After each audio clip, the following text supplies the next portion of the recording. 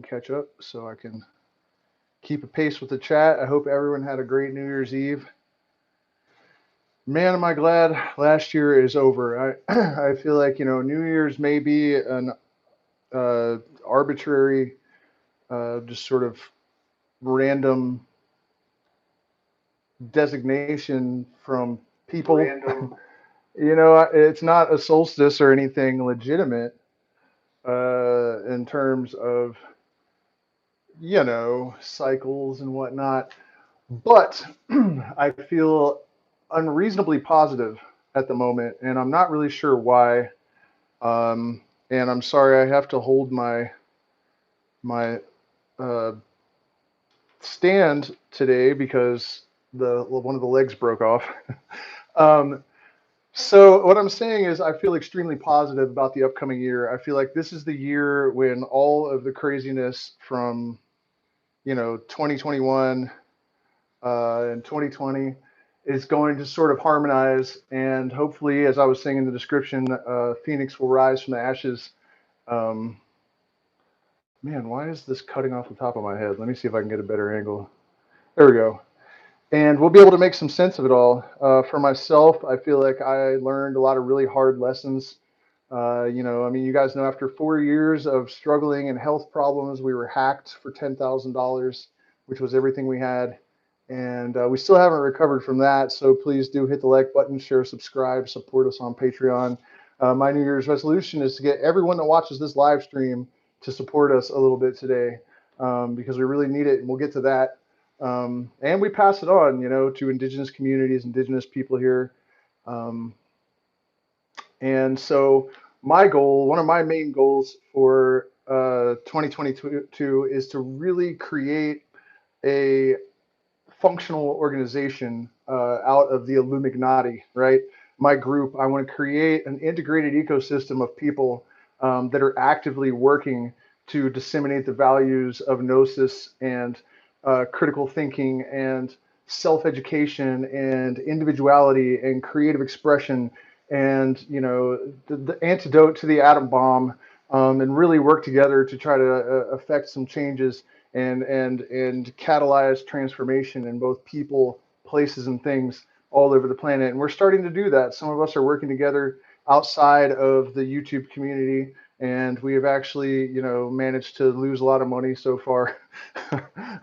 But no, really, I mean, it's up and down, and it's a learning process. But we want to expand what we're doing. What I was referring to is just a couple of us are working together trying to make money in cryptocurrency, and there was a huge market crash for December. So there always is every year, and so it just comes with the territory. Um, but I have a lot of plans, and I should be feeling really down in the dumps, but for some reason yesterday I went on a bike ride and I just really started to feel like, this is the year when things are going to take off and start to make sense, and we're going to finally be able to transcend some of the uh, tribulations and oppression and insanity that the last couple of years have brought us.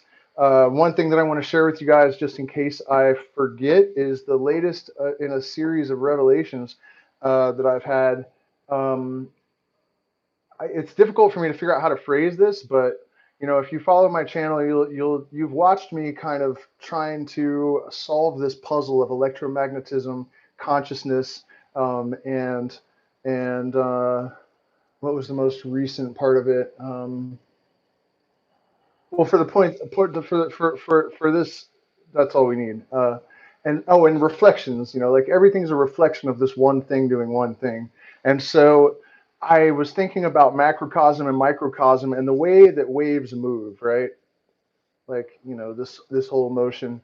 And I realized that these cycles that are so important for us to connect with and to realize, the Kabbalion talks about the swing of the pendulum and the rhythm that we need to learn to recognize so that we can sort of jump over our karmic, when it comes to karmic consequences, when it comes swinging back. And it's good to remember that you can only avoid it for so long. So, you have to artfully engineer your relationship to the ebb and flow of of a causality, not even just karma, right? And remember that karma is not do good things happen to you. It's more like cause and effect, right? And that can be good things happen and good things come back, but that's not what I mean when I say karma. Um, it's just kind of a more sophisticated relationship to cause and effect than just blind causality. Um, but so I was thinking about this, and I realized that these big cycles, seasons, and I think maybe 10, 15 years ago, I noticed that there were predictable cycles in my own life. And even within the seasons, like I was always experiencing certain types of things during the winter and during the spring in terms of like my energetic state and my emotions, And so I realized that this wave, this electromagnetic wave of consciousness, is also the macro is doing it, and that's why these greater cycles appear because of this fluctuating of a wave. I hope I did justice in explaining that. If not, give me a minute and I'll, eventually I'll have it configured so I can really break it down. But I'm pretty sure that made sense.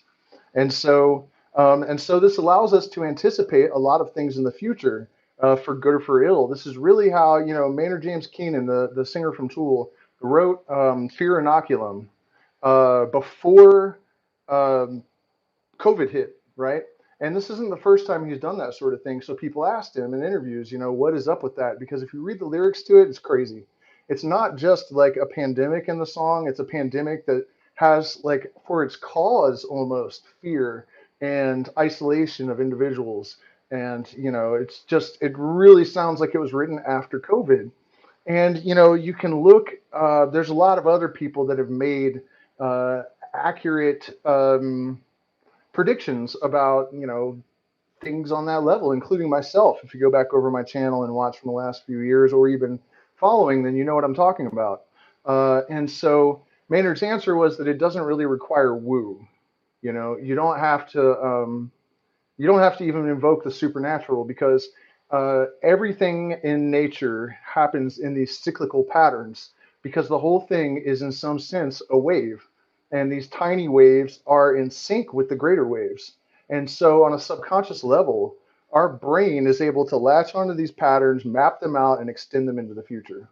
And so, from this process that is happening subconsciously, this is why meditation and psychedelics are so important to this type of process, because it gives you uh, access to the normally subconscious processes in the mind, right? They bubble up into the conscious mind so they can be articulated, and we can make art and music and so on and so forth with them. And so, what Maynard said is, well, there are just these patterns throughout history that repeat. And so, he it's not like something that's done intentionally. It just it's in the subconscious mind, and we all have access to it. And so, you know, how do we use this in practice? Well, we don't. I mean, not in the sense that we need to do this deliberately, except for the gaining access to that part of the mind consciously, right?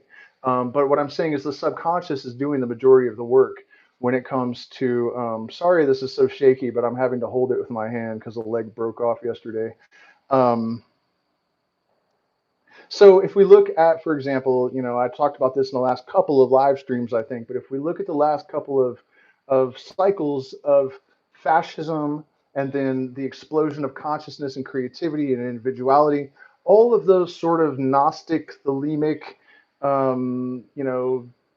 freedom, consciousness expansion periods are always preceded by the exact opposite, right? There's always an increase in attempted control on the part of the elite. The 1950s were moving very strongly in the direction of fascism and control and, bland, terrible, awful white bread culture.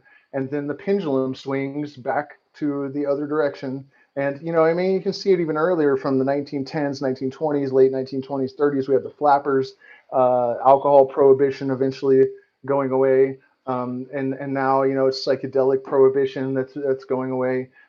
these cycles are absolutely predictable. And it's not even that we don't need to roll the I Ching or consult a crystal ball. All we have to do is learn to listen to the patterns of our own consciousness, and they will tell us what is going to happen. And so, remembering this over the last weeks and months has really given me more confidence that we're not capable even of moving in any direction for indefinitely. The pendulum will always swing back the other way. And so now that we've had this swing into fascism and that whole crazy authoritarian trip, now the vibe is going to swing the opposite way. And the thing about these patterns is because of I don't think Terence McKenna was wrong about his novelty theory, right? And I don't think that nothing happened in 2012. And this idea of the cycles going faster and faster and faster, right? Time speeding up, as Terence McKenna said. The Schumann cavity resonance has been accelerating since I think it's 1988 or something. And, it was so steady for so long that the military used to calibrate very, very sensitive instruments to the Schumann cavity resonance, and then it started speeding up. And so, we know because of entrainment, right? So again, we don't have to invoke the supernatural or believe in woo here at all.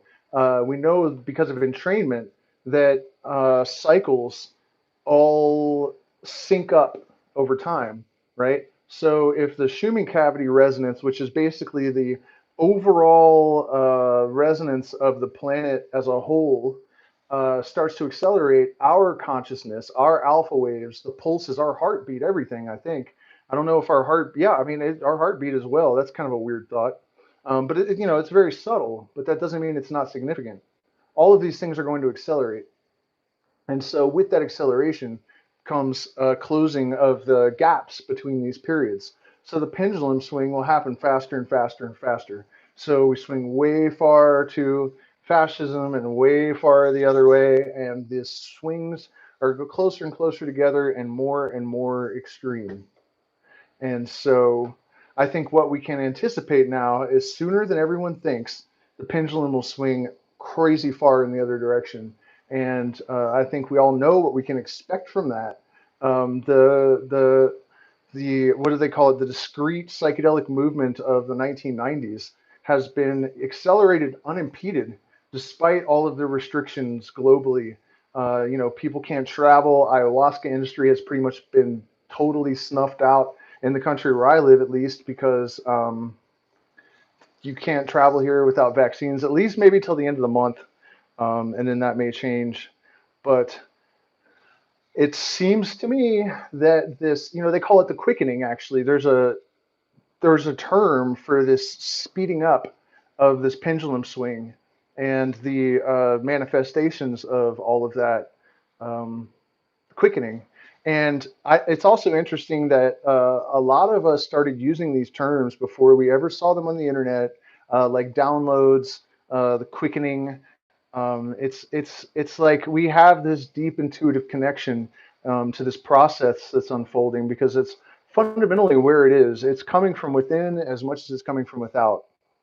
And this also is very important to realize. This year, for me, it's very important that before we let the past go, that we review and try to make sure that we understand what happened and why it happened, right? And there is chaos in the universe. So sometimes you might have to create your own why because it may not exist on its own.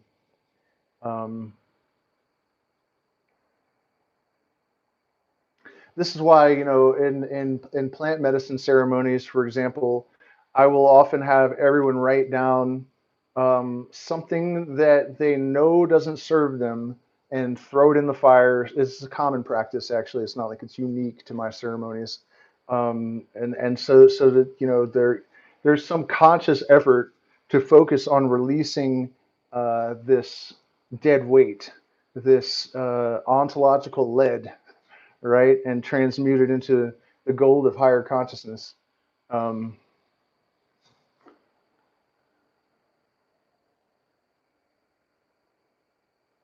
And so, this last year for me, just as an example, was mostly terrible. I mean, I got to live in the Amazon rainforest for a while.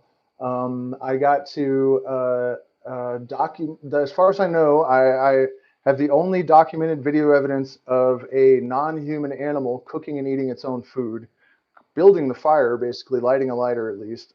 That's pretty wild. Speaking of that, you guys, I'm making an NFT. Actually, I made the NFT of this monkey lighting itself on fire. I'm only going to mint one, and it's only going to be available this deal for 14 days. You'll be able to view it on OpenSea, and basically it's 1.75 ETH, or if you pay, I think I decided on 4 ETH. I'll have to check, which is kind of a lot, but this is like evolutionary history here. This is kind of a unique situation.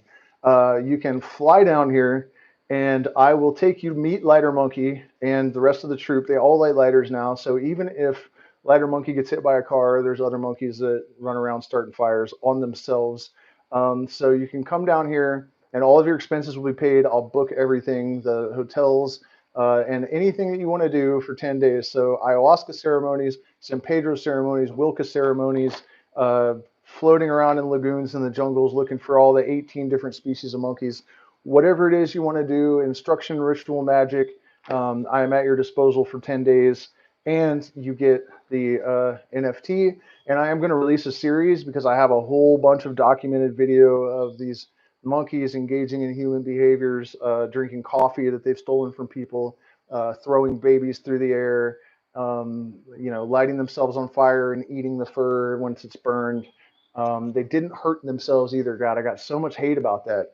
The monkeys aren't stupid. If it hurt, they wouldn't do it. They're cooking the hair because they like to eat the burn parts. So that's the deal. If you buy the NFT, I will personally take you to meet Lighter Monkey, who is a wild capuchin that cooks his own food.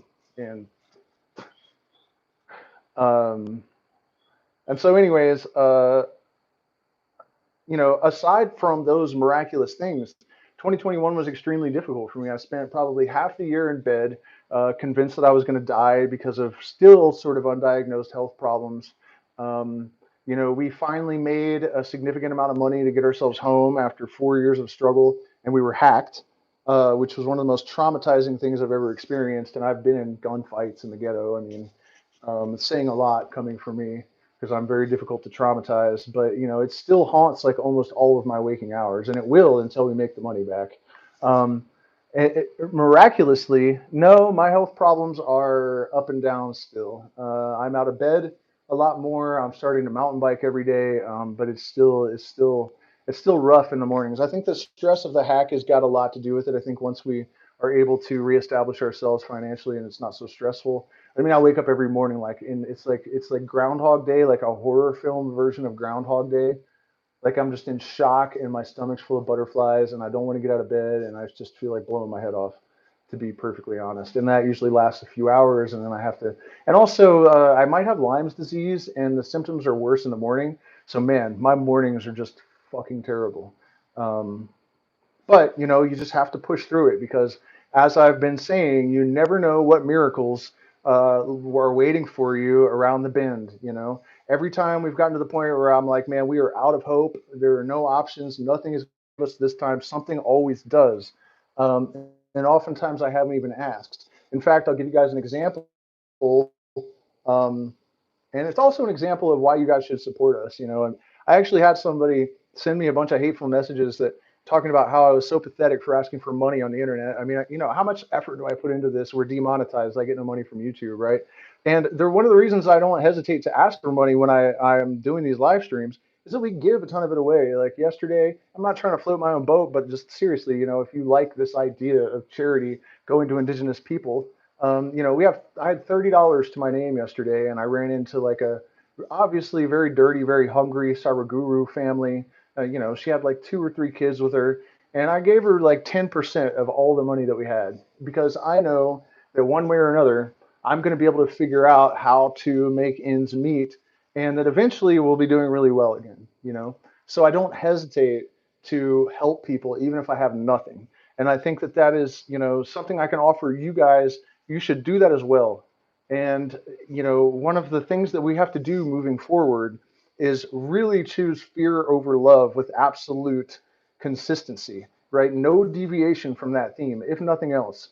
And, not being afraid to be generous when you can't afford to be, and doubt makes an excellent mistress, but a nagging wife. You have to not totally abandon uh, things that are associated with being fearful, but your relationship to them needs to be one of purely analytical perspective, right? You have to take the emotional element out of the things that you fear. I had a tremendous string of experiences where I learned about how we have to relate to fear in order to avoid actually being affected by the things that we are afraid of, right? And every night I went out on these walks and I faced a different fear every night. And I didn't, it was something that was like an automatically guided process, right? I wasn't doing this intentionally, but I would get up, leave the house, and then go out. One night it was facing heights in the middle of the night. I climbed a cliff at like midnight in the Colorado desert. And then another night I went out and there were rattlesnakes everywhere. And I learned that as soon as I calmed my energy, that snake's rattle would just stop, right? So it all culminated with this experience where when I was walking out of the field with my friend, I had been talking about this. And I said, is whatever you fear, as long as you don't fear 100%, but it's got to be total, nothing can affect you, nothing can harm you. And as we were walking out into the street, I said, the only thing I haven't faced yet is my fear of cops. And as soon as I said cops, there were red and blue lights. And, the first thing that goes through your head is that if a cop is harassing you for no reason, he wants to harass you, right? He's gonna actually do something. And so I got it instantly, and I was like, okay, so what I have to do is intentionally push this cop as far as I possibly can, but with absolutely no fear, and I'm going to walk away from it. And I did that for my friend Ty, who eventually joined in with me. He was like crawling under the cop's truck, but at first he put his hands behind his head when he saw what I was doing because he thought, oh my God, we're just totally fucked. And so the point is that by the end, and I did make a video about all this called Mastering Fear. I don't know how good it is. It was a really old video. Almost no one watched it, which is too bad because I think it's one of the most valuable things that I've ever offered on YouTube.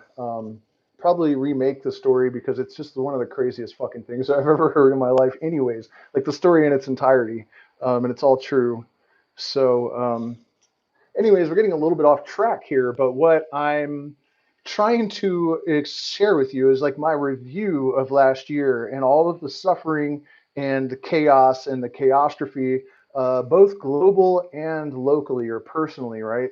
Um, what I've learned over and over and over again is that, there are tendencies that we have to project worst case scenario outcomes and to make assumptions about negative outcomes and to almost create a self-fulfilling prophecy sort of scenario.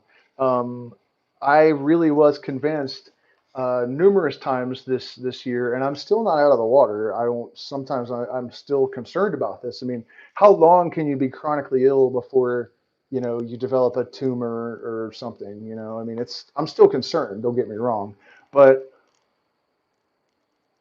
I had to force myself to get out of bed, to try to find ways to make myself feel better. And every little bit of progress, I had to, take as inspiration that it was possible that I could get further. And I would notice myself at points of absolute despair and almost entire loss of hope, and then I would find some way to push myself to try a little bit harder, and to my surprise the resistance would give time and time again. And when we needed some kind of miracle in order to push through, that miracle would somehow manifest, and I would be able to continue, if barely. And then after all of that, when we finally got ahead financially and it was just all taken from us in the blink of an eye, I still had to find some kind of way to push through. And then 48 hours later, after I had miraculously, through the support of the community and other methods, I had managed to get 3/4 of the money that was hacked back. 48 hours later, it was taken again. And I again had to find some way to convince myself to push through and keep going. And then more miracles. And as of the present moment, there was one today. And yesterday when I was talking about how I felt like really positive, I thought, man, how in the hell am I going to get some BNB, which is the token that we used to buy other tokens, shit coins, basically, to try to take advantage of the ridiculous volatility and get our money back together, right? And so today I was in a TG of this coin that we had just put our last little bit of scraps in because Elon Musk tweeted them. And last time that happened to a token, it went up $300 million. And so this one went up to like 38 million and then just died. Basically, it's still alive. But it was pretty brutal. So anyways, long story short, last night I was thinking, okay, but how am I possibly going to get any B&B right now? We have no money. Even if I do get money, we're going to have to buy food and pay rent. Like I'm out of the crypto game, and without crypto, I'm totally fucked. Like there's no way I'm gonna make the $5,000, $7,500 that I need to continue on our mission to go to Quito and get my son's papers and maybe fly back to the States or move to Colombia to work at this retreat or whatever we're gonna do. Cost a shit ton of money that was just stolen from us, right? No, no, it was the Santo one, Fernando. I'm talking about when it happened the first time. But they should go parabolic tomorrow. Tommy Chong is tweeting, all this stuff is happening. But anyways, the point is, last night I was like, how in the hell am I going to get B&B? Because without that, I'm out of the game. And yeah, Santa Flocky, exactly. Um, there's nothing I can do. And then today I was in the Telegram for Santa Flocky, and they're like, all right, we're having a uh, mega trivia and we're giving away $25, $50, $200, and $1,000. And to get $200, it was 5 questions that were stupid hard, and I got them lightning fast. And in fact, the guy said that they're not trying to brag, but the guy said that I answered them faster than anyone ever. He was like, "Holy shit! Whoever the Great Beast 666 is." So I couldn't believe it, and that's enough. It may not sound like a lot, but it's potentially enough if I am careful and luck is on our side. We could 10x that very easily and then 10x it again, and then we're back to where we need to be.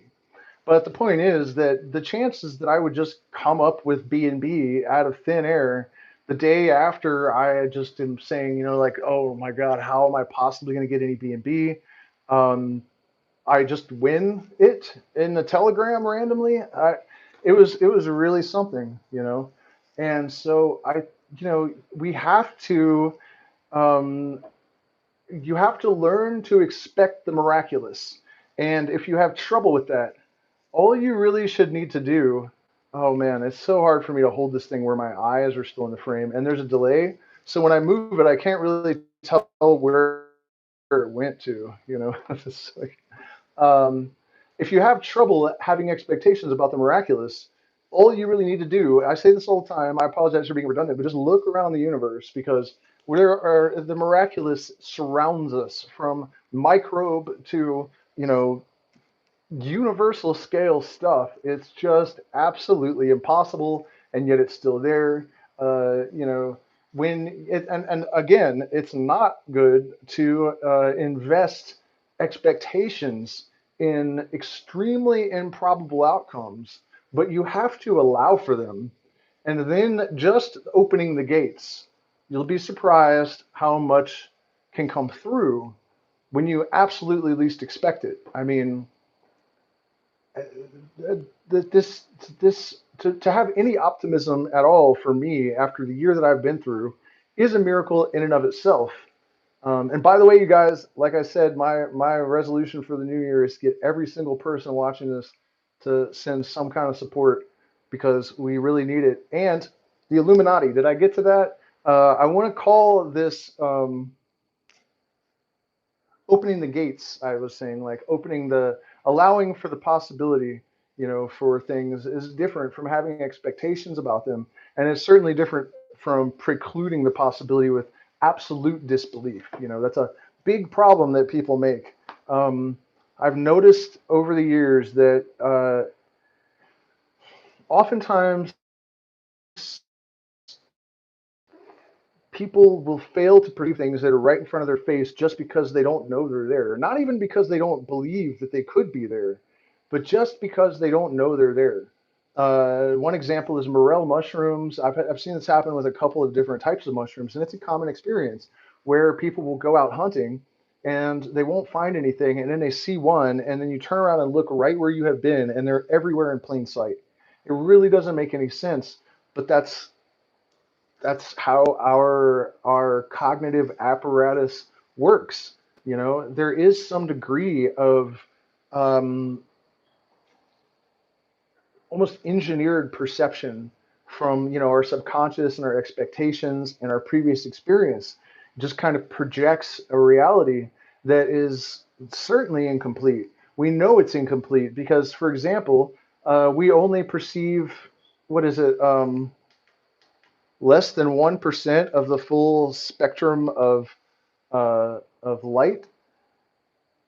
And that alone tells us that there's a tremendous range of perception just on a visual level that is slipping by us, right? That we're not aware of. And and that's only one um, area. We can assume that there are all kinds of invisible forces. Some of them we have constrained to do work for us, like electricity. It lights cities, and we have constrained the invisible vibrations of sound to provoke men to kill each other in war, and gravity holds us down, and yet we make this weird assumption that we've discovered all the physical uses or physical forces in the universe that are invisible to us already, which is absolutely absurd. We can't even perceive 99% of the universe, and then we take it a step further and we say that we don't think that any of these physical forces or non-physical forces could be intelligent. Um, which is a whole nother bag of worms, because it seems that some of those intelligent forces, invisible forces, don't necessarily want to be constrained to our purposes. Um,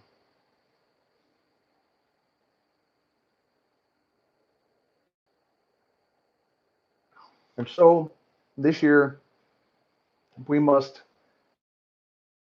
consign ourselves, dedicate ourselves to the pursuit of revelation that we can transmutate into resolution to, affect revolution. Um, the pendulum has to swing all the way one way or the other eventually, it seems. Um, the absurdity of the global circus at this point is oh man, I just realized that this damn mic hasn't been on this whole time. Oh, that's how have you guys been hearing me?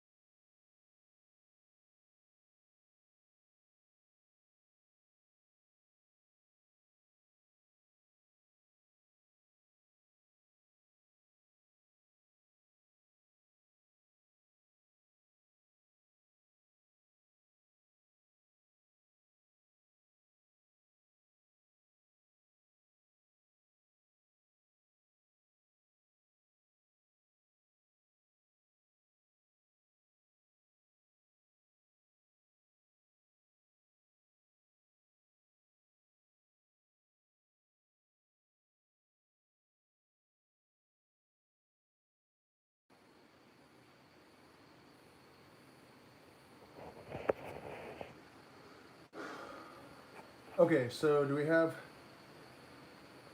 have sound? Yes?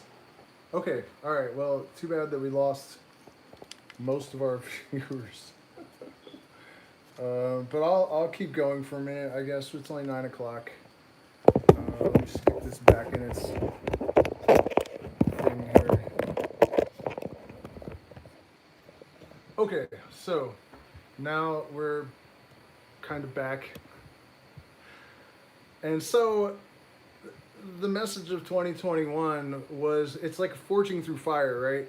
I had to learn all kinds of things about, for example, let's look at the hack, right? I got hacked after 4 years of having no money, almost, well, we had money sometimes, but struggling for 4 years. We finally get ahead, and then we get it all stolen from us, and then we get it back, and miraculously, I mean, I don't know what the opposite of miracle is. We get it all taken again, right? Within 48 hours, which is like, you almost have to assume some supernatural force, or you have to consider that I might be being targeted by someone or something, which I wouldn't be surprised, I guess. But the point is, you have to try to make sense out of these things. And I realized that if I was super successful, like if I had bought $1,000 worth of SHIB, God, man, the day SHIB launched, me and my friend tried to buy it, and we couldn't figure out how because we didn't know how to buy it on ETH blockchain, and we gave up and forgot about it. I knew, man, I knew. He was going to put 200, I was going to put 100. We would both be millionaires. But at any rate, if I had done that, right, and I had $1 million, and you guys, when I talk about how I've grown up outside of society, and then I just started using the internet within the last like 10 years, and really not nearly as much as most people up until recently when I started trying to make money on social media. Um, um, So I don't know a lot of the basic stuff that a lot of people do. Like I didn't realize how complex my passwords had to be. I didn't know about phishing links. I didn't know all this stuff. And so, if I am destined to make a really significant amount of money, yeah, I can talk about Baphomet a little bit because it seems to bug a lot of people. I mean, I guarantee you, a lot of the New Agers that jump on the stream, just right away they're gone because people basically just believe these narratives that are just most of them originate with Christianity, and fuck those guys basically. But you know what I'm saying? Like I feel like I needed to learn about having like really good internet security, and that's why I got hacked, and then I got hacked again, because eventually I'm gonna really make a significant amount of money, and I'm gonna have to know how to protect it. And so even these really horrible, tragic things that have happened serve a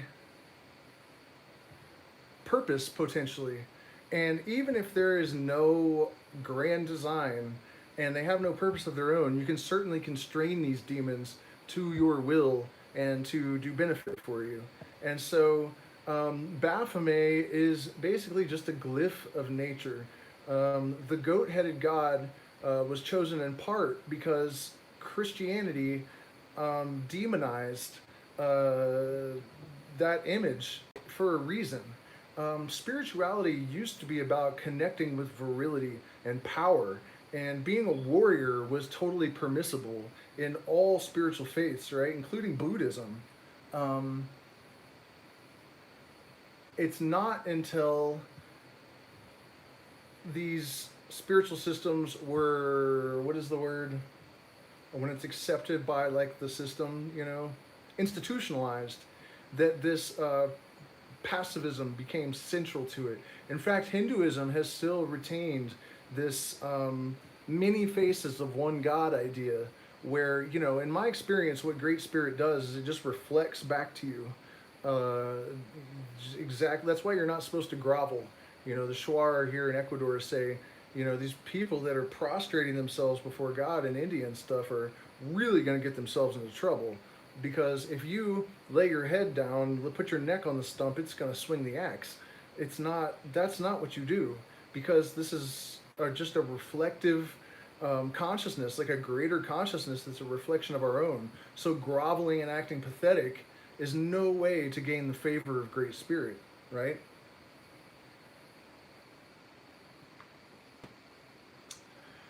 Yeah, well, we were gonna buy one, but the problem with getting hacked is that we don't have any money anymore. So we have to get money again and then buy, a wallet, and it's very difficult to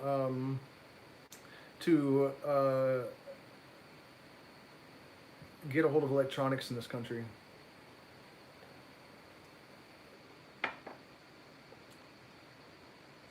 So, Hinduism still has this many-faced one God, and one of the reasons is that that way an aggressive person still has some aspect of deity that they can relate to. There's some manifestation of this eternal spirit that is relatable to all different types of people, and because there's a recognition. No, you can't send us a wallet because there's no mail here. That's the thing. You can't send electronics to Ecuador. Um, so you would have to physically come here to bring anything. Yeah, I know, but you can't send it. I'm saying you can't send electronics into Ecuador. It's not like customs will literally seize it, or they will steal it, or both, but it's not going to get here. Um, and so, this goat-headed god of virility and sexuality and leaping laughter and everything that a goat represents was demonized because they don't want goats, they want sheep. And so, fundamentally, that's what Baphomet is. Baphomet represents the totality of nature, and that's why Baphomet is androgynous. And the wings indicate divinity. And he usually has Solve et Coagula tattooed somewhere, or written somewhere on him, because that's the basic alchemical formula that any magician is working with. The universe has limitless energy that can be transmutated. That can be transmuted into any other type of energy that the magician wants or needs, and the magician can also make himself can attract to himself any force that he may require by making himself a fit receptacle for it. So, and his hands, the gesture in his hands are a reference to as above, so below. The light above his horns is a reference to Keter, which is basically the divine mind or the universal mind. And the drawing comes from Eliphas Levi, who was one of the people that Aleister Crowley claimed to have been in a previous incarnation. And it's also believed, though, that the glyph of Baphomet is much older than Eliphas Levi, and that the Templars actually worshipped Baphomet, and this is why they were executed. And I don't think it's why they were executed. If you think about this, it's really interesting.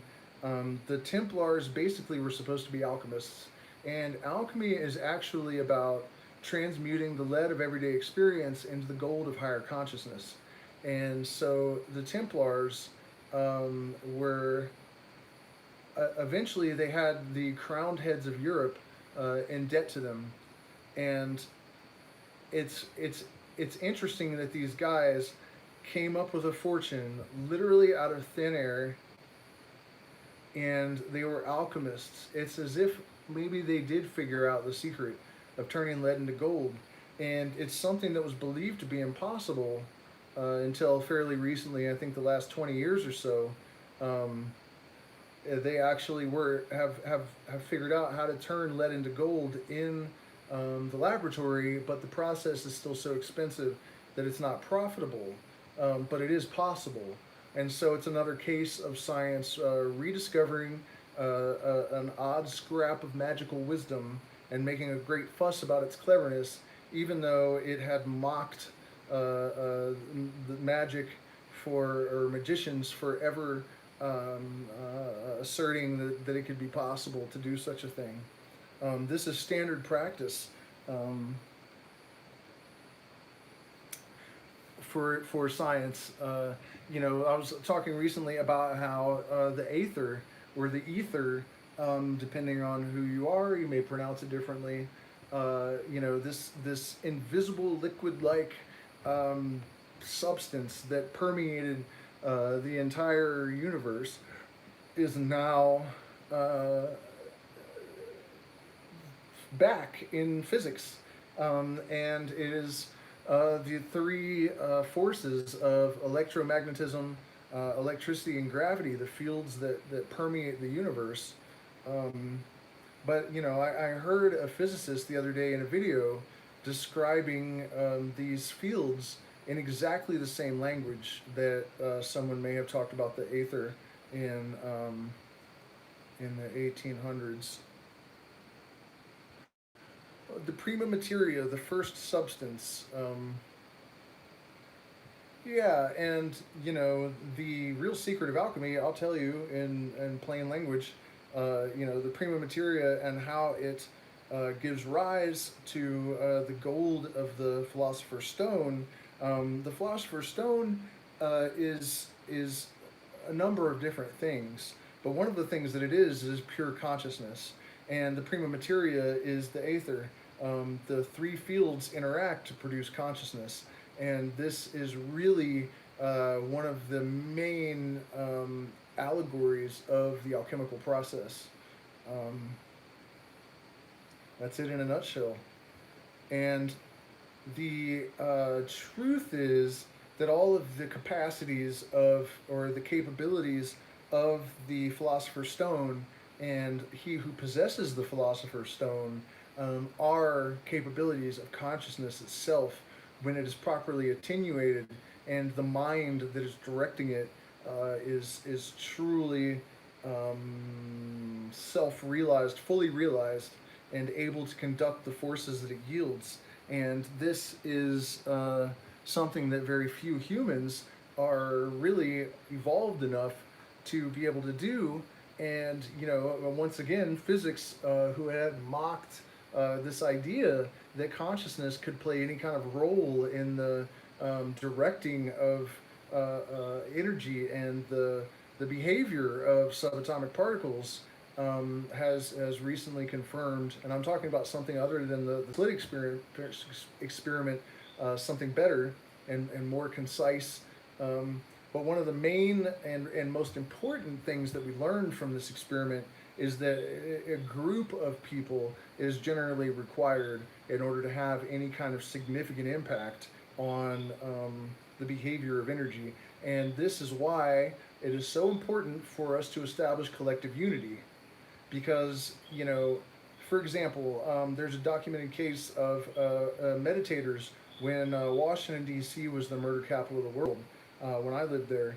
And there was a group of meditators, and it was quite a few of them, I think maybe 2,000 of them, and they were all gathered in a building, and their objective was to meditate on lowering the crime rate in Washington, D.C. by 20%.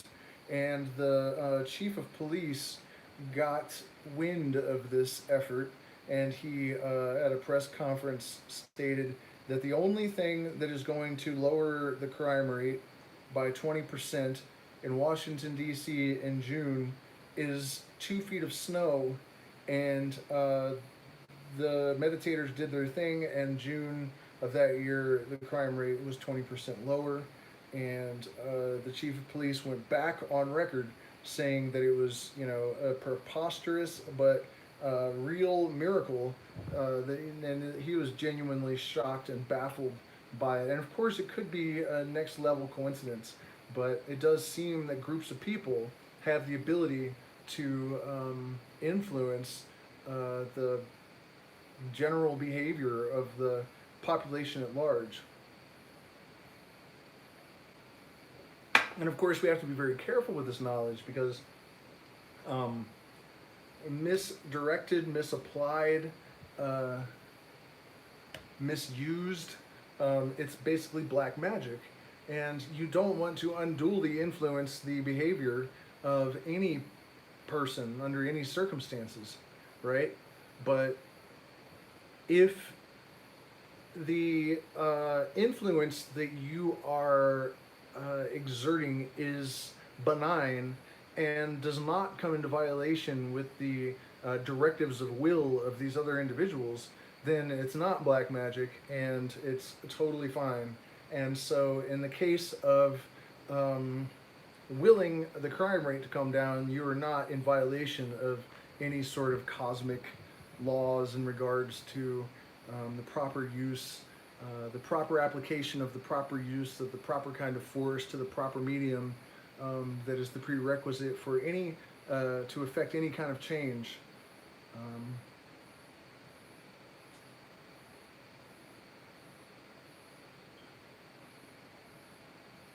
Prima materia is the three fields.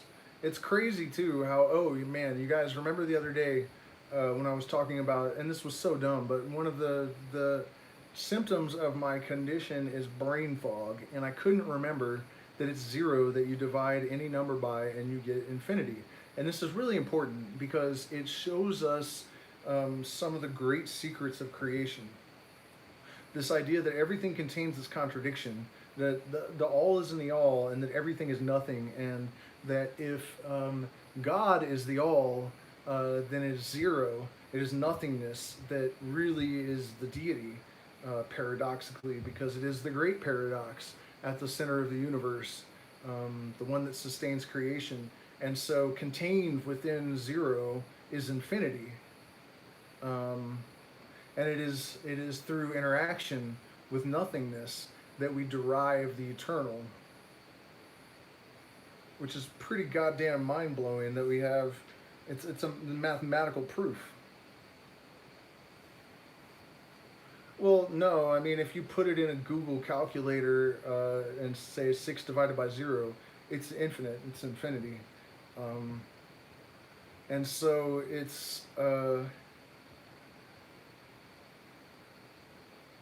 is one of those occasions of these great fundamental mystical truths embodied in symbols that demonstrate these truths for us. So that's a hell of a thing. So this year, okay, so 2022, I knew that I was going to discover something. You know, there has to be something numerologically significant about 2022. And I'm sure most of you guys have heard most of my gematria stories, so I won't go into that here. And you can find them in the live streams and videos. But 6 numerologically is harmony, basically. And it is other interesting things. It's really interesting, actually, how the degrees of the scale correspond to what I think of as functional numerology. Things that you can understand in their function, I guess, in music. Um, it's difficult to articulate, but for example, you know, 1 is home in a key. It's the tonic where everything returns at the end, right? Everything's always wanting to go back to. Like the 5 wants to, well, no. The 2 wants to pull really strong back to the 1. The 7 wants to pull really strongly back to the 1. The most strong um, tension is the 7th, and so. You know, 2 is the first minor key, so sadness is introduced when duality comes into the picture, right? And then the 3, or the Trinity, right, is 1, 3, and 5. 3 is the 3 notes of a chord. And then, you know, 5 is the number that governs cycles. And the 5 chord usually indicates that it's time to return to the 1, right? And the 6 is the same as the 1. It's a relative minor. So it's like the dark inverted reflection of the 1. And the 6 is, of course, the number of the devil or the devil's advocate, right? So it's like this trippy thing. And then 8 as well is the number of infinity. And it's also the reflection of the 1, like Jesus' number is supposed to be 8, right? So you have the 1, its reflection up an octave is 8, which is also the infinity symbol. And so there's all these really weird correlations with these numerological meanings and the musical scale. And, you know, that's not really that surprising if you consider that we get it from Pythagoras, the old serpent, the old dragon incarnate upon the earth, who, you know, his followers inscribed a pentagram above his door, and it's where the secret societies get their handshakes and all that sort of stuff. So where are we going with this? Okay, so 2022, you know, I thought it's got to be something, six watching, it's got to be something interesting. And so, you know, we have this repetition of the number two, which is a glyph of duality and division. And so in the Chinese zodiac, 2022 is about the reconciliation of opposites, basically, of prosperity coming from adversity, and everything about the duality and the you know, the numerological significance of adding the three letters together is consistent with the Chinese zodiac, and I thought that was really interesting. Also, there was a reference to bridges, and the number six is in Gurdjieff's Enneagram, the Devil's Advocate, and also the Bridge Builder. And this is a weird thing. Gurdjieff's Enneagram is sort of like a horoscope tool, I guess. And so your birthday tells you which number you are. So I checked out the book many years ago, and I discovered that I was a number six, a Devil's Advocate. And at the time, that was even more significant than it is now. And you know, the weirdest part of it, though, is that it had me designated as the Bridge Builder. And when I was in the military, it was my job to build bridges and blow them up behind me. And then when I met with the Native Americans for the Star Tribe conference in New Mexico, they were telling me that I was the bridge builder. And so there it was again. And so then I see this book, and, you know, once again, I'm designated as a bridge builder.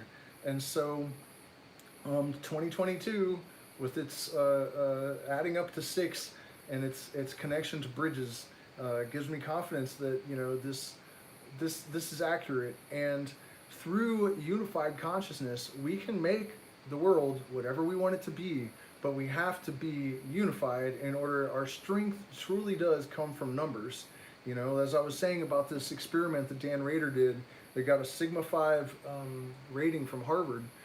When a group of people is focused on the outcome of an experiment, their ability to affect the outcome is exponentially increased. So what we have to do, one way or another, is overcome the efforts at division that have been exerted upon the human race for the last couple of years, that have been extremely, extremely, extremely effective. We have to wage war on selective perception and cognitive bias and cognitive dissonance, and we have to begin with ourselves, because if we change our own consciousness without so much as a conversation, this has an effect on the consciousness of the entirety of the consciousness of the human race because of entrainment. So if we do our work and we meditate and we take our plant medicine and other psychedelics in the right way, under the right circumstances, for the right reasons, and we continue to work to realize our true will, and to dedicate ourselves to it, and to act in harmony with our higher self, we will find that the rest of the human race will act in congruence with us, and they don't have a choice. I mean, it is choice, right? But it's energy acting in accordance with energy, and because of, you know, the fundamental rules of that are dictated to that energy by the universal law, right?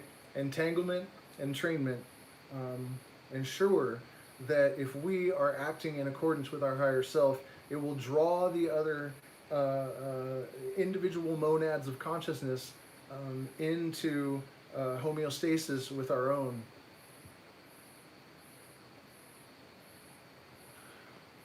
Well, sure. Controlling depression with psychedelics is definitely a thing that can be done, and the thing is, it actually has a permanent effect. It actually regrows damaged brain cells, and this was something that was actually believed impossible until it was until it was proven in the laboratory, both in situ and in vitro, which means in the living brain and also in a petri dish. Um, Neurons that were damaged repaired themselves when exposed to the psilocybin molecule.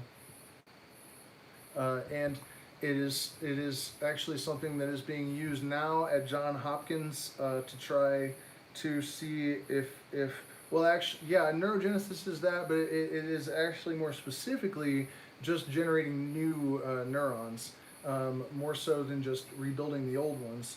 Um, so, I mean, that's kind of a different thing, but I guess it falls under the same category. Um, no, no, not the Alzheimer's project, although that is something that is being done.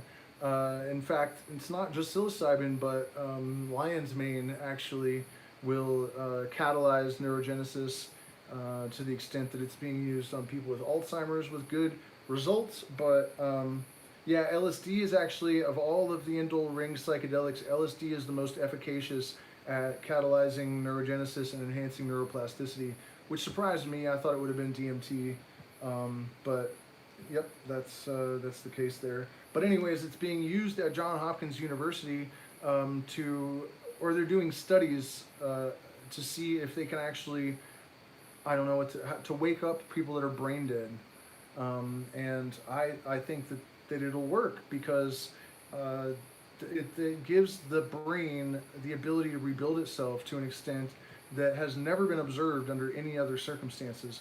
I think one of the things that we need to draw hope and inspiration from is the fact that we are understanding tools that we have at our disposal that have the capacity to affect the kind of change that could actually fix the world, or at least get it on the right track to an extent that seems implausible in the current moment, right? Because we are up against a tremendous, tremendous, tremendous machine, basically. Man, is this, like, it looks foggy or something, the camera.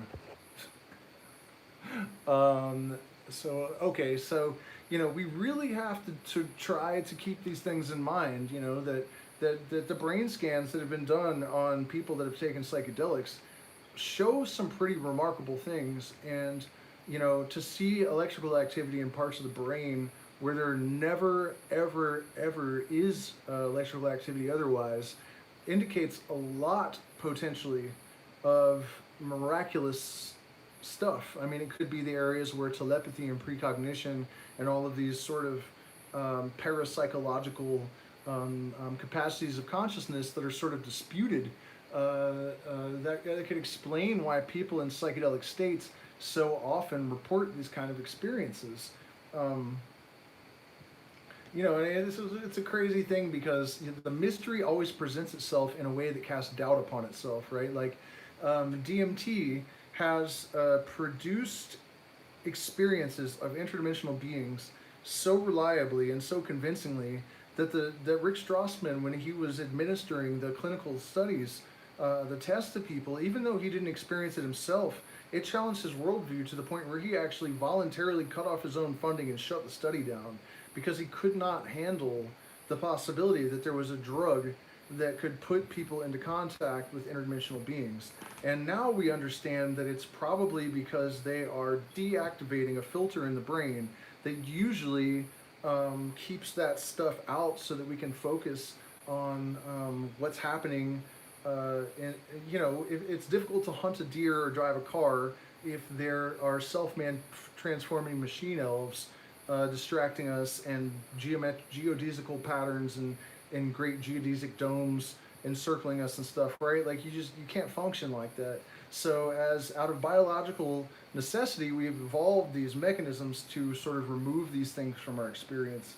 And but what I was saying is that it is in that way that the mystery casts doubt upon itself, because for many, many years, when people that had these experiences under those conditions reported them to people, they would say like, "Oh yeah, right, you're just high," and so this, and that's an old saying of the mysteries, that the mystery always presents itself in a way that casts doubt upon itself.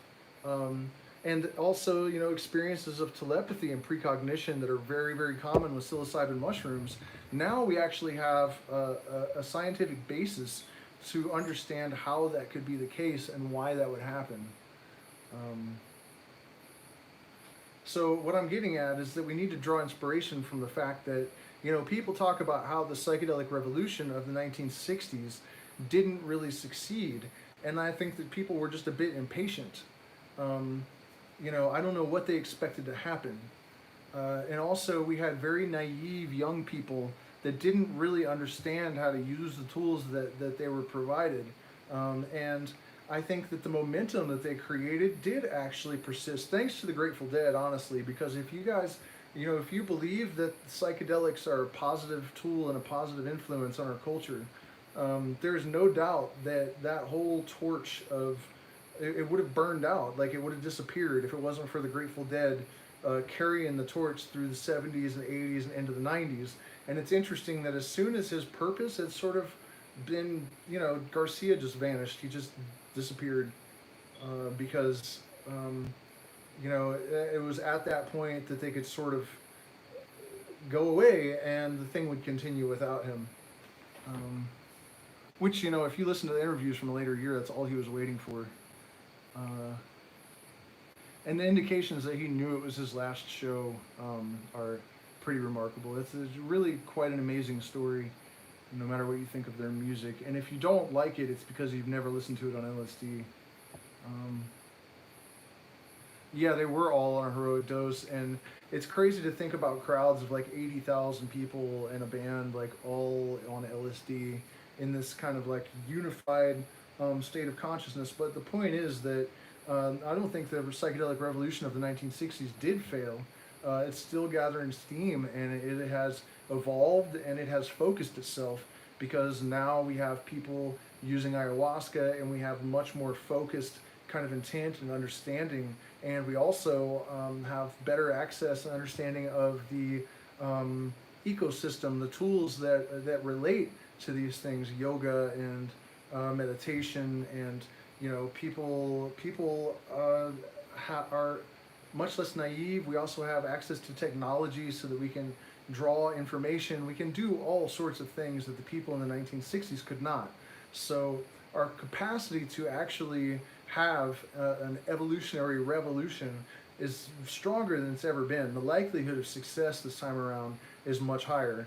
But you know, if you understand the laws of the universe and you understand how the energies that are the wiring under the board really work, of course the opposition is also more daunting and more powerful, and the balance is exactly as it has to be.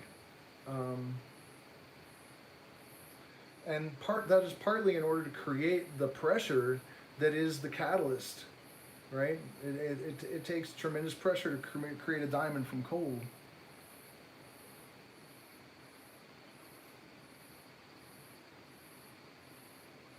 Well, I don't think that microdosing does a lot of good. I think that what you really actually need to do is take, what's the word for like the minimum active dose? Threshold doses, maybe? Yeah, I think threshold doses. I think that, you know, you should feel it a little bit in order to ensure that there is some consciousness catalyzing going on. So, you know, that's the thing, man. We have to take all of the lessons of the last few years and apply them, because enough is enough, and it is intimidating. There is not just apathy in the world, but there is a commitment to apathy. One of the hardest lessons that I've learned, because, you know, I traditionally have not interacted a whole lot with other people. I would always have like one really close friend, and I don't really socialize. I don't care to. Even people that are sort of outside of the box, generally, in my experience, are just in a different box. And I don't want to hear all this flaky crap about how the earth is flat, and, you know, it's just, I just don't, you know, it's generally free-thinking people that are interesting for me to interact with are pretty rare. in my experience, and they're mostly all in California, and I'm not in California. But the point is that I have really learned in the last year how it's not so much that people aren't aware of what's happening in the world. It's not that they don't know what's going on in Washington. It's just that most of them think they're not going to be affected by it, and so they don't care. Most Americans do totally realize that their government kindles the same the energy that lights the stars on their enemies, and then cries about terrorist attacks. You know what I mean? And that they are able to live the lives that they do because there are hundreds of thousands of child slaves all over the world. I mean, and it used to be hippies that actually cared about that kind of stuff. And when the Grateful Dead, basically the last draw for me and the surviving members, partnered with Nike to release this stupid fucking shoe that was selling for $4,000 a pair, I posted in some of the Grateful Dead groups that, you know, how is the Grateful Dead endorsing a company known to use child slavery, and almost no one out of thousands of people was like, yeah, that's hella fucked up, you know, we should boycott these shoes. Almost every single fucking one of them was like, oh, who gives a shit, man, you're already using a phone right now that has you know, what are they called, like rare earth metals that are mined by child slaves. And yeah, okay, it's true. It is almost impossible to totally avoid contributing to that kind of exploitation and live any kind of even semi-normal life. But you don't have to have fucking shoes that are made by Nike. You know, we can do what is within our power to actually create some momentum to change things. And, you know, if it's a necessity and it's unavoidable, that is definitely the lesser evil. But to just buy shit made by Nike, I mean, how fucked up in the head are you? Like, you know, and then when I've pointed out to people that, you know, you shouldn't drink Coca-Cola and all of this stuff, that you shouldn't support any of these corporations if you're opposed to human rights violations and destruction of the environment and all of this kind of stuff, people just act like you're nuts, man.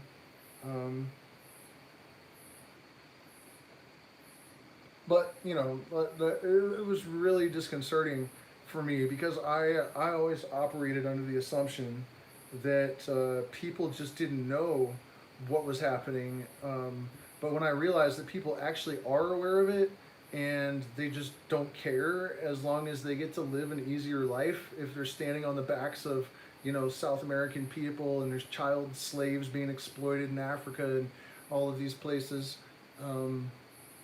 And also we have anchoring bias to contend with. You know, Elon Musk is a scumbag, and people worship the guy, and he's lied. He completely and totally lied and said that he grew up poor and that he has invented all. You know what I mean? It's totally all a lie. His dad was a emerald mine owner, and he's never invented anything. And his company still uses child slave. You know, a lot of components and parts that he knows come from child slaves. I mean, he's not this like cutting edge humanitarian philanthropist that a lot of genius that a lot of his followers. And if you try to tell them this stuff, they won't even look at it. They're just going to attack you. It's very similar to like Barack Obama when he was president, or Trump. You know, if you tried to tell Trump people that he was, you know, all the truth about him, people would just go off, even if you can prove it. It doesn't matter. And you know, the Obama supporters, it was to the extent that you could show them your sources and lists if you were arguing with them, and then they would just not respond. You know, it's like if you prove things to people that they don't want to know, they will just choose not to even perceive it. So, you know, Neuralink, it's totally pointless. We have all of those capacities of consciousness available to us without it putting machinery in our heads. And there is no way that, you know, I would trust them. No, man. When he made, I'm talking about like everyone expecting him to be a save them from the pedophiles when he was making incestuous comments about his own 13-year-old daughter to the to Washington Post. He actually said he asked the guy, "Is it wrong that I'm more attracted to my own daughter than to my wife, who was at the time 13 years old?" So most Trump supporters, including you, Charles, I think, are not willing to hear that, even though it's documented, published in a major newspaper, and all the gross shit that they have on camera of him. People are definitely in denial about the people they think are going to save them. People have these hero complexes that are complete bullshit. And the people that follow Trump and the people that support Biden and the people that supported Obama, they all do it. They minimize the evils of these people, and they over value their strengths, which are generally an act. They're just things they're portraying that have no relationship to reality. Um, Certainly, Donald Trump can complete a sentence, that's true. Um, and there's probably no more corrupt politician in the history of U.S. politics than Joe Biden, and there is no more evil politician in the history of U.S. politics than Kamala Harris. There's no way around that. So, the hypocrisy and the stupidity of the Democrats to fight, to try to battle Trump with those two scumbags is just beyond incredible. Um, Nevertheless, Neuralink, I think we don't need it. And I think that the entertainment division of the military industrial complex, it's absolutely true. It's a complete joke. It's not real. They're and the thing is, the thing that really got me about a lot of Trump supporters is, yeah, well, I mean, honestly, and that's one of the things that no one wants to seem to acknowledge. If a lot of the things that Donald Trump actually did in terms of legislation and stuff, it's true. Liberals, if it had been Barack Obama, they would have been applauding, like, yay, he did a lot of stuff that normally liberals would be really happy about. And um, the the craziest part of it is that the things they hated the most about Donald Trump, Biden and Harris have continued all of those policies. So there's really, yeah, it's all the agenda, and it doesn't matter. They switch puppets and they continue doing the same thing. When one of the craziest things was that Biden was like, we're going to get rid of the wall. We're not going to build another foot of that wall. That's what he said when he was running, and then they started construction on the wall again. And then I remember Kamala Harris herself, when Trump was like, if you're thinking about coming to the United States, don't come.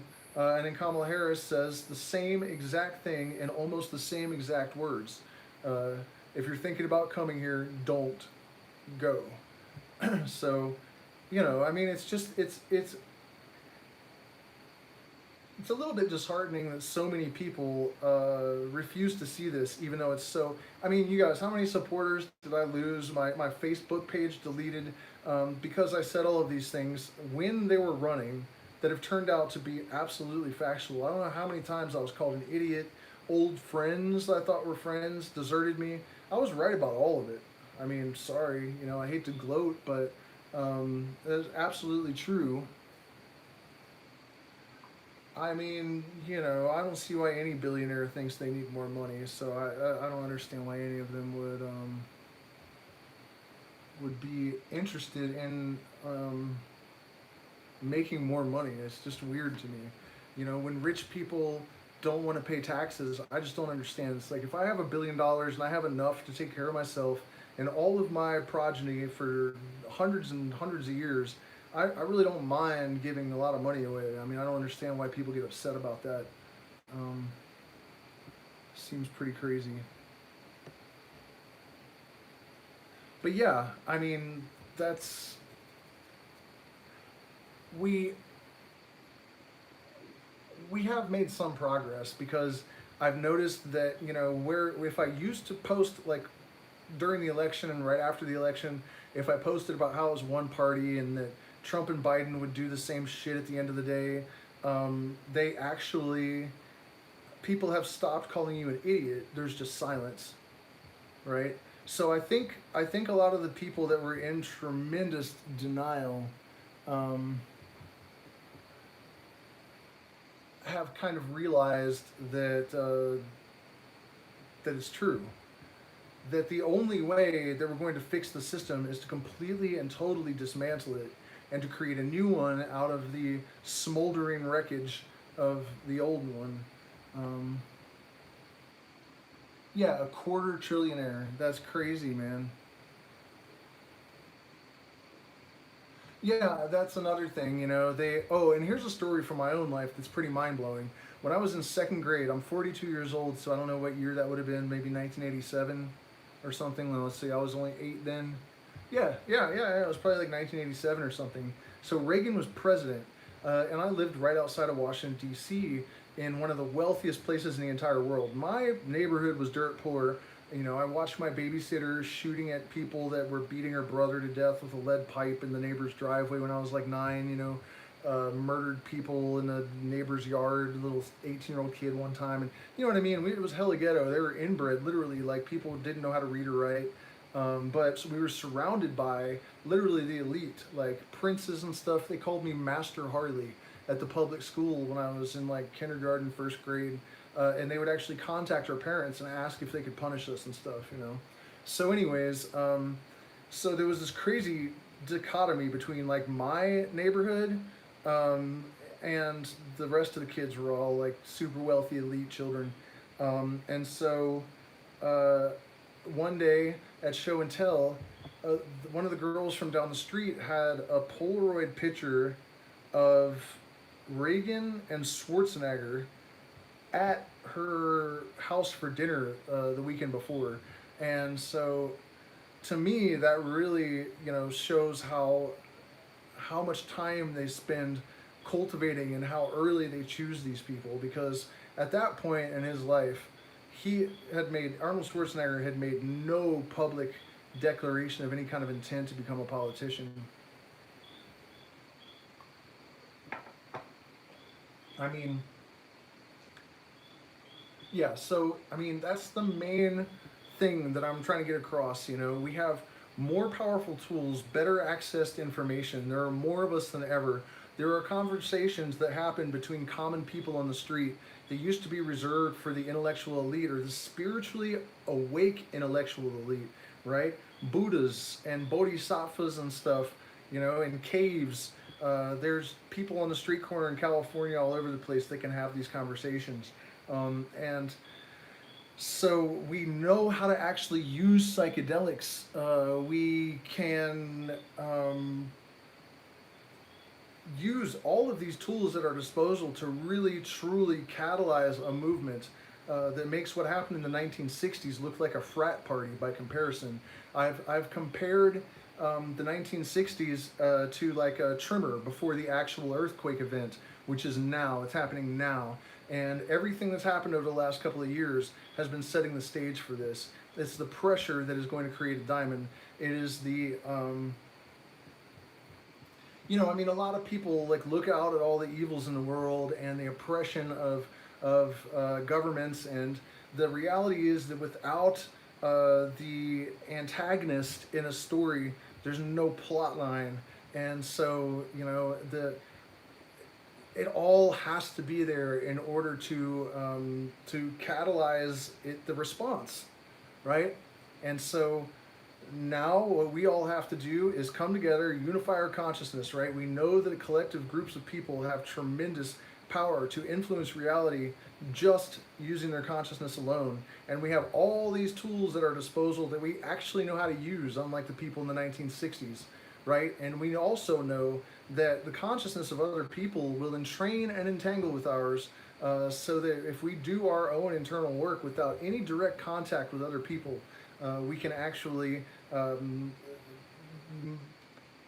not convince but constrain them to act in accordance with us, which is really, you know, your higher self is not, you should be able to do your will without impeding the will of anyone else, right? And so if we are in touch with ourselves and we resolve this crisis of purpose that has led to school shootings, the ocean testing positive for Xanax, right? We use all the tools at our disposal: yoga, ritual magic, ayahuasca, you know, meditation, our access to internet, cryptocurrency is supposed to have the biggest bull run of the entire, like, you guys have heard all these stories of SHIB and all of these things blowing up. The metaverse and the companies that are associated with it are going to make, you know, stock explosions like Google and Tesla look bearish by comparison, right?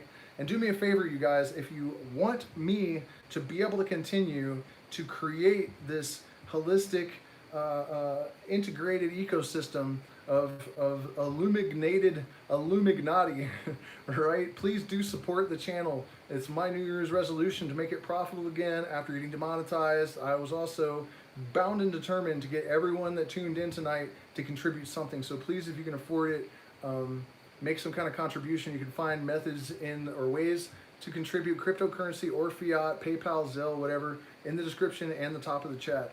So please do support us if you can. It's been a rough year. We definitely need it. So, I mean, if you guys have any questions or input, I'm totally down. My battery to my phone is probably running out of steam. You know, but I really do feel like we have the power now. We know what to do. The path is laid plain before us, you know, and we have watched miracle after miracle after miracle. The unexpected has become sort of routine, and the harmonization of these antinomies is something that is subject to the influence of universal natural laws. It cannot escape it. And so, you know, one of the most valuable observations of science is that all systems tend towards homeostasis. And, you know, you may think that with these influences of the overseers, right, stirring up the, shaking the ant farm, Harley is a shill. Yeah, I mean, for some things, for sure. With all these influences shaking the ant farm, how can it ever come to homeostasis? But you have to, just as you have to zoom out from the minute-to-minute chart in order to get the big picture with a cryptocurrency sometimes, you have to do the same thing. You have to do the same thing with the global chaostrophe in order to understand that it is still a system. You know, it may be more complex and very large. And the thing about very large things is that time moves slower relative to very large objects, right? There is no exception to the influence and rule of natural law. So it governs all things, right? And so it's like when you are at the speed of light, you know, time comes to a standstill, right? And I think that the same kind of relationship to scale applies when you're trying to understand. For example, you know, this isn't proven, but I mean, this part is proven. What I'm going to say about time and scale is not yet proven, but I think it will be eventually. It's one of those things of as above, so below. It's an example of that. If you shrink down so that you're the same size relative to the Earth or relative to the atom that you are relative to the Earth now, there's the same distance between you and the moon under those circumstances. And I'm willing to bet that the blinking in and out of existence of electrons would slow to the point where they last just as long as stars do relative to this scale now. You understand what I'm saying? And so, and you can see it when you observe like the life cycle of protozoa, right, or bacteria. It's very short. And then when you get to larger organisms, you know, they live for longer. Destroying a mountain definitely is a much longer process than dissolving a grain of sand, right? So when you're talking about a very large and complex system coming to homeostasis, it could take longer, but there's no escaping the influence of natural law. So we know that the universe is working in our favor, even if it doesn't look like it from our perspective at the time.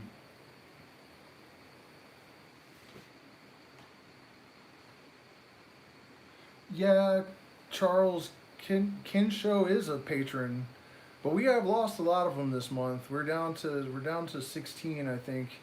Under it's a lot of people bailed on us. I'm not sure what I did.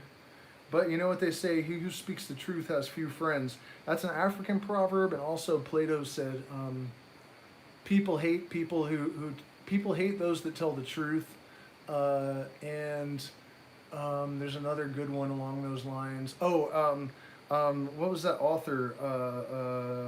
He also said Aleister Crowley is a madman who thinks he's Aleister Crowley. Oscar Wilde said, if you're going to tell the truth, make people laugh, otherwise they'll kill you. And so I've actually been studying comedic formulas. You guys want to hear a joke? I don't know any jokes, but one. There's a blonde talking to a brunette, and the brunette says to the blonde, I slept with a Brazilian, and the blonde says, oh my God, you slut, how many is a Brazilian? I remembered another joke earlier today, but I can't recall it at the time. What is black and yellow and looks good in a politician? A Rottweiler.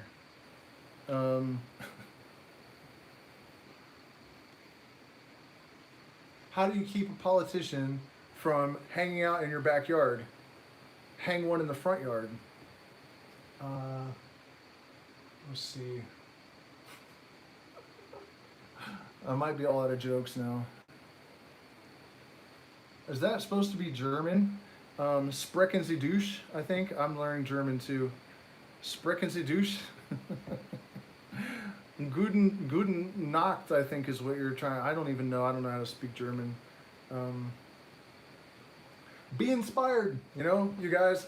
We are really living in the most interesting time in the history of humanity, and I think it's a very good bet that next year is going to top all of the rest of the years in human history. And I think a lot of us are going to have to make some tough choices. I've always been very ideological, and I felt like, you should not put any energy into supporting something unless it's really aligned with who you are. And you know what I mean? Like, you should always values invest. But then I discovered that values investment is a good way to lose money. I'm not discouraging you from doing that. I'm just saying that, there's a reason why people are so cynical about this kind of stuff. And I'm not saying we should abandon our efforts. I'm just saying that we, if you're going to do that, you really, really have to know your shit. Know your song before you start singing, or it's going to be out of tune.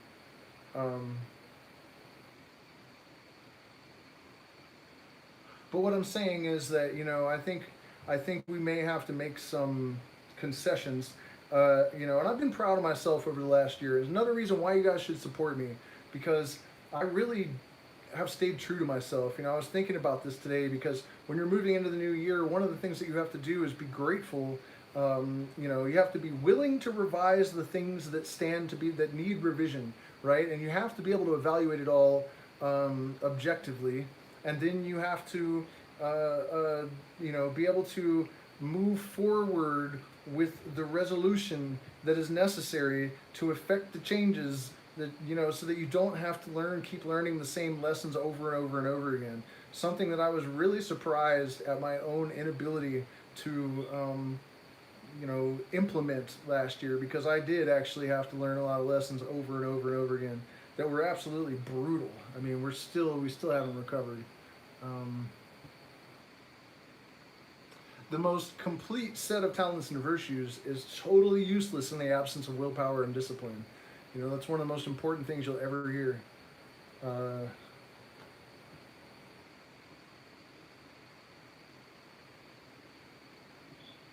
But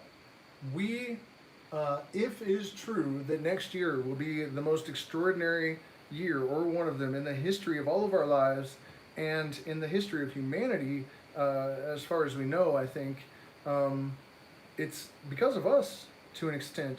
The inside is out, the universe outside is the universe inside, the universe inside is the universe outside. So, if things are going to be amazing and revolutionary and enriching, it's because of who we are fundamentally as much as anything else. But what I was saying is, the metaverse, these opportunities that are coming along. The reason I was saying that, I like to be committed to values investment, because you should empower the people that are making efforts to make changes that are consistent with your values, right? But this is much easier done in theory than in practice. If you're actually trying to empower yourself financially. And one of the things that's happening right now that is so conflicting for me is this metaverse. You guys, you think SHIB was a big deal? You put $8,000 in a year ago. It's now like 7 billion or something. Seriously, I'm not exaggerating. It's at least, bit my tongue, at least $7 billion. That's nothing compared to what's about to happen. And so if those of us that, right, I'm always saying that if spiritual people reject power and powerful people reject spirit, things aren't getting any better. This is fundamentally why we have the problems that we have. So we have to take responsibility for the fact that, some of the circumstances in this world are dictated to us and not by us. And for the time being, at least, money is power. And we need people that are really committed to making the changes that we need to see in the world, to have the financial power to empower others, and to empower themselves. And so what I'm getting at here is that even though the metaverse is one of the worst traps ever in the history of humanity, hello, I think it's still probably wise to invest in it. I hate to say that, but I think that we have to choose our battles at this point, and I think it's probably more important that we empower ourselves financially as a community, right? As an IllumiGnati community. IllumiGnati with a big, oh, this is the thing about it, I've started calling my followers, and I don't mean that in the cult sense, I mean it in the social media sense, IllumiGnati with a capital G, because, like, people have reappropriated, like, ethnic slurs so that they own them now. I think that the awakened conscious people need to take the name IllumiGnati back. So one of the things I'm doing, speaking of financial empowerment, is I'm going to start making hats and shirts and stuff, and I'll have like a print on demand site attached to, store attached to my channel, and it's going to be all IllumiGnati hardware, right? So seriously though, we have to create this new IllumiGnati organization and actually make it live up to the name. That's my goal for 2022. Yeah, well, it's not just that crypto is like Amazon and Apple. The metaverse thing is going to be bigger than any of it. But it's not really good because it's going to trap everyone. Like, they're saying, well, it is good in some ways. Like, a lot of pollution and resource use will get cut down because people aren't leaving their house ever again for anything. You're going to be able to go to concerts in the metaverse. You're going to be able to, buy drugs without leaving your house, which you can already do, but it'll be more and more legal, I think.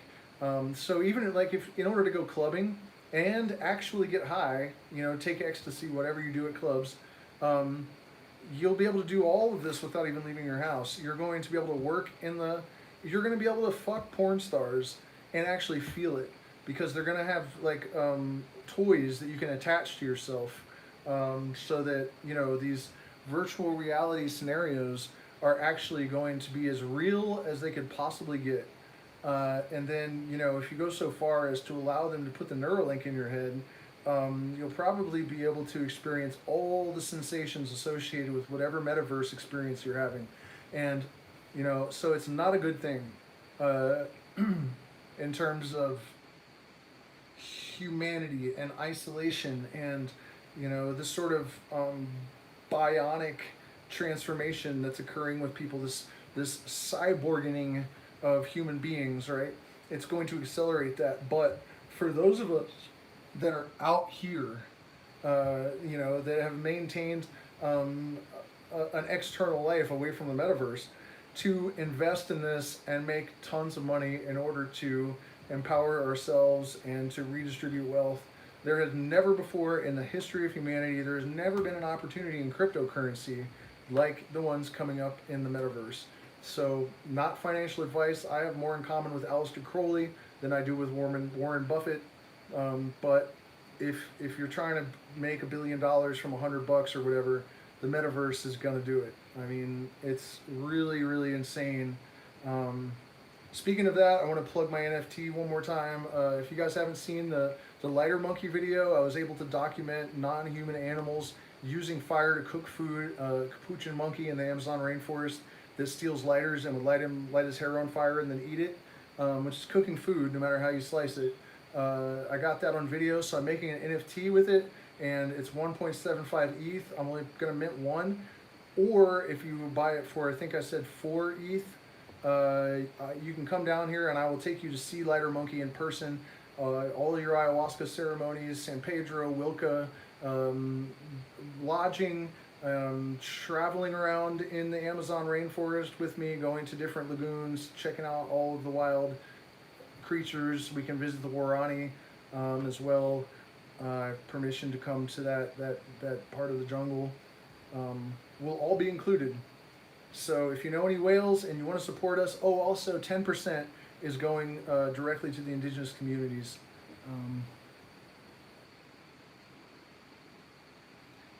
Well, salute right back at you from Ecuador.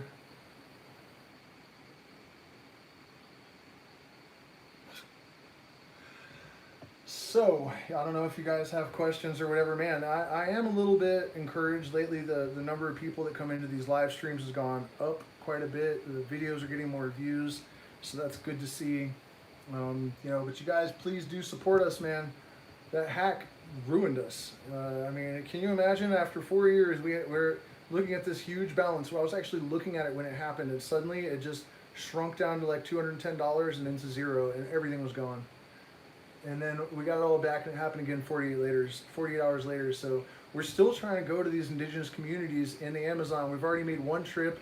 We were able to bring a bunch of money into the community that was sorely needed, and get some exposure. It's not huge yet, but I'm hoping to increase my social media presence. And so eventually, it will be more exposure. And it's critically important because the Amazon rainforest is going to be gone in 2030s. They're saying that's the prediction, that it'll be gone in the 2030s. So yeah, I have Trust Wallet and MetaMask. That's what got hacked. They hacked in through the first time I got phished because they made a fake pancake swap, which I use every day. It looked totally good, unless you put it on a computer, which killed me when I figured it out later. Only on the phone it looked good. So as soon as I connected, drained all my wallet, and then the community sent us a bunch more crypto. And then someone actually hacked only 48 hours later because my password wasn't strong enough, and and then there was no one left to bail us out again. So the second time we were actually just destroyed. Yeah, you can get down here if you're not vaxxed. If you have papers that you can get from different people out there, from what I understand, it's not that hard to get your passport one way or another. So you guys, we're taking over the fucking world this year. My IllumiGnati community is going to grow and grow and grow and grow and grow, and we just have to remember that miracles, the most improbable miracles possible, have already all happened, right? That the laws of the universe, that nothing can escape, all systems tend towards homeostasis. So, even our crazy ass global chaosophy is a system that's subject to the influence of those laws. And so homeostasis will assert itself at some point. And from chaos comes order, and without chaos there is no order. And so these periods of uncertainty and chaosophy, right, are just as necessary and essential as periods of peace and prosperity. And it is from those periods of chaos that peace and prosperity become the emergent reality. And so we have to be grateful and thankful for the fires that forge the weapons, right? The sword of intellect and the cup of understanding and um, the pantacle of earth. These things are all forged in fire, except for the pantacle, unless you make it from wax. But you get my point. And so, use your tools. Use your tools. The lesser banishing ritual of the pentagram, I've made videos on how to do it. That even just as a meditation device, it's better than meditation because you're meditating while you do it, and it allows you to really define your experience and how you're going to relate to all of the different components of the universe. And because the universe is so vast and there are so many different constituent elements that you have to organize, the ability to compress symbols, to pack a lot of meaning into a condensed symbol is absolutely invaluable, and that's one of the main purposes of the LBRP. So use the LBRP, take your psychedelics under the right circumstances for the right reasons, in the right quantities with the right people, right? The prerequisite for affecting any change is the application of the proper force and the proper manner through the proper medium to the proper object, right? If you do this, if you fulfill that prerequisite, then you can affect whatever change it is that you desire, right? You can make yourself a receptacle for any force that you need to attract by making yourself a fit receptacle for it, right? To bring down fire from heaven is ultimately your goal, the creative fire, the higher consciousness, right? And in order to do that, you have to not have the interference pattern of fear, right? You have to have, the ego in its proper place so that there is space to receive these energies. Well, cryptocurrency is also a trap. I think you're right. It can be the greatest equalizer to make the poor powerful. And if it wasn't a threat to the establishment, the SEC wouldn't be getting upset about it. The big banks wouldn't be getting upset about it. The old school elite billionaires wouldn't be whining about it. So yeah, it does represent some kind of threat. But quietly, all of the major governments are looking at how to make a standardized global electronic currency, and then their ability to control everything is going to be well, Kinsho, I can help you, and this invitation goes out always to my whole community. I just ask people to contribute if they can afford to. If you can't afford, I'll still help you. There are people in the community that can tell you that. If you're suicidal or you need to acquire some skill and I can help you, I'm always there to help because there's always somebody else in the community that contributes enough that I can justify investing my time in other people for free, and that's what I do. Every once in a while, somebody sends a large amount of cryptocurrency or $1,000 or something. It may only happen a couple times a year, but it's still enough that when somebody needs help for free, I have the time to do that. So those of you that can't afford to support me, please do, because I'm helping a lot of people for free all the time. And I don't mind, except that, it's been a hell of a year. It's just legitimately difficult. But this year is going to be different. This is the year of prosperity. This is the year of harmony. This is the number 6, right? Number 5 is cycles too. So you can see how these things relate to each other and how they're connected, even in the numerology of the years as they go by, right? 2021 was 5, the number of cycles, and now we're at 6, where those cycles, the tension is resolving in a sort of harmony. And, whether that's individually or collectively, really there is no difference. It has to happen within the individual before it can become the rule in the collective. Yeah, and again, you guys, don't miss out on metaverse projects. And also something that I can tell you, I'll tell you a couple things about crypto because there seem to be a few people that are interested on here. If you're new to it, I can save you a lot of money. But there are tools that allow you to scan contracts now to find out if they're a rug pot or a honey pot or a rug pull, which are the two major types of scams. But now that those technologies exist, just the way that criminals do with cops, right? They advance their technology so the cartel comes up with tricks to get around it. Cryptocurrency people have done the same thing. So now what they're doing is they'll make a tax, which is, all shitcoins have taxes, but it goes to the marketing wallet. So what they'll do is they'll just spend enough money to get one pump to happen, and then all the taxes go into the marketing wallet, and then they just let the project die. They don't spend any more money on marketing, and then they just keep the marketing wallet, and that way the team isn't going to get killed. They can't be accused of rugging or honeypotting. It really sucks, man, and almost all of them are doing it. 90% of the cryptos are scams. So if you find one that isn't a scam, you just have to wait, because just not being a scam will be enough to propel it up to the top. So yeah, that's the main thing. I just wanted to warn you. I mean, there's nothing that you can do to anticipate the marketing wallet scam, but you do have to check the contracts and make sure at least that they're not a honeypot or a rug pull. And also stop jumping on the train late. I've made this mistake a million times. I just did it the other day. Don't do it, man. Don't buy SHIB. Don't buy fucking Sandbox. Don't buy any of this shit that is like already in the multi-billions because everyone's talking about it. Do not cut your own trail through the jungle. You have to find the super low market caps. You have to find them before they launch, and then wait for them to launch, and what will happen is there'll be this huge spike, and it'll be a huge dump because all the pre-salers are Jeets, and they will all paper hand and sell after that first pump, and then you get it when it drops down really low. That's how you do it, okay? Don't be buying the super hyped shit that's already gone to the moon, expecting, because then, okay, maybe you'll double your money, but you're not gonna become a millionaire. You're not gonna, you know what I mean? Find metaverse projects that either haven't launched yet or are, close to the beginning. Make sure they're solid and jump on those, and I'm telling you, that's what you need to do. So that's what's going to happen this year, you guys. We are all prying open our third eyes, right? You can hear them like creaking and cracking.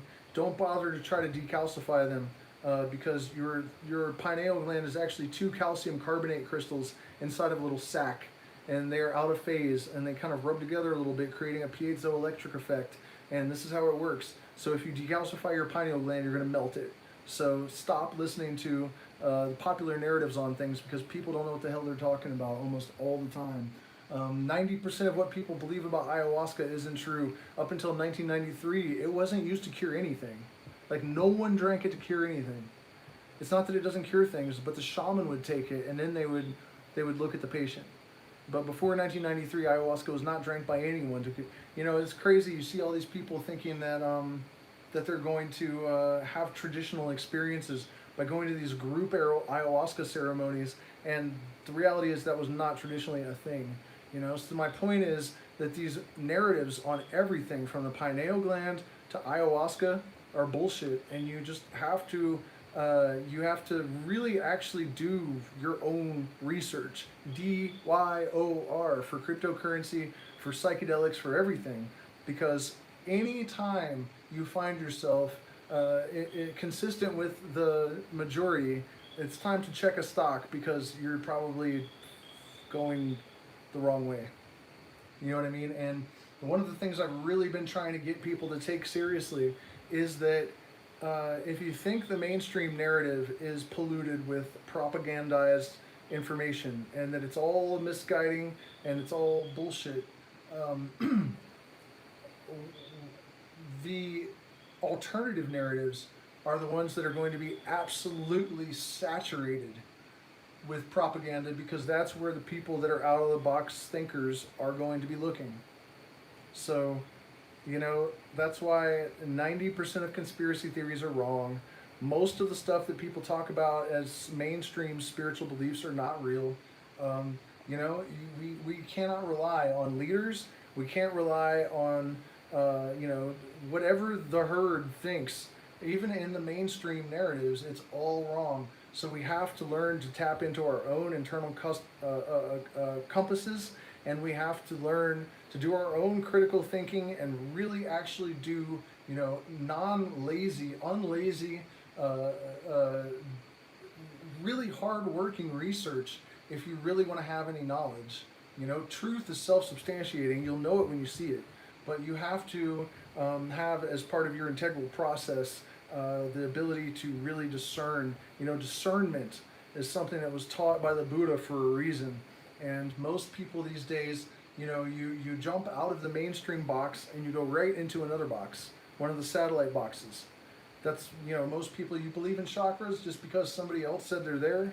That's not gnosis. That's not real truth. I'm not saying there's no such thing as chakras, but if you believe something just because a whole bunch of other people do, you might as well just be a born-again Christian and believe in the Bible because a bunch of people do. It's no different. You're just taking the same proclivities and the same habits that have made all of these people lose direction and become delusional, right? And to believe fairy tales, and you're just doing it in another context. You have to have your own experiences and derive your knowledge and understanding of everything from metaphysics to physics from your own experience. And my phone is going to die any minute now, so thank you guys so much for spending so much of this time with me on New Year's. I realize you could be doing anything right now, and instead you're listening to me talk, and that is very meaningful. Please do support us. We've had a hell of a year, and I would love to start this year out with some miraculous, you know, energy. I want to catapult, you know, into the stratosphere and bring everybody with me. So if you can afford to support us, please do. We pass it on to indigenous people down here in South America as much as we possibly can. And we just got fucking robbed, and you know, we're broke as hell, and it fucking sucks. So if you appreciate this shit, man, please support us. Hit the like button, share, subscribe, join us on Patreon. You can, there are links in the chat and the description. You know, I'm on here for hours and hours every week, offering you every bit of hard-earned wisdom that I can. So, and thank you for being here with me, and good night.